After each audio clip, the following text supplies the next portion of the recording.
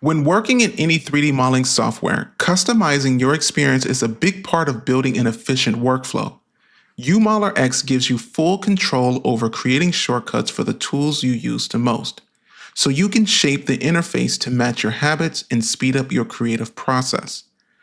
To set up your custom shortcuts, go to the Unity header and open Edit Preferences. In the Preferences window, look for UModelerX, then Shortcuts. Here you'll see a list of categories that correspond to different functions inside of UModelerX. At the top, there's a filter bar that makes it easy to find what you need. Just type the name of a tool, a feature, or even a keyword you remember. For example, if I type vertex, you'll see all vertex-related shortcuts. In this case, the vertex tool under Modeling Elements is labeled Shift plus Alpha 1. Shift is the Shift key and Alpha 1 is simply the number 1 on your keyboard. Let's update another shortcut for practice. Click on the Modeling category and at the top you'll see Modeling Add Bevel Tool, which currently has no key assigned. Click Rebind. The button will highlight with a blue border and the text will change from unassigned to press keys.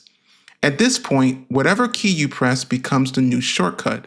And don't worry if you make a mistake. The reset button right next to it will restore it to the default setting. For this example, we'll assign the keypad period key. After that, let's test it. I'll create a cube, select an edge, and press the shortcut we just assigned. Once activated, you can adjust the bevel as usual and continue modeling your asset. And there it is. It works perfectly. Another feature I really like is the ability to search for shortcuts by pressing a key. Click inside the Search Shortcut field, then press any key on your keyboard.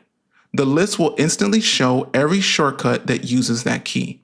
If I press the keypad period key we just assigned, you'll see the Bevel Tool shortcut appear in the results. Once you get familiar with UModelerX, using shortcuts can really elevate your workflow and help you make the tool feel like your own.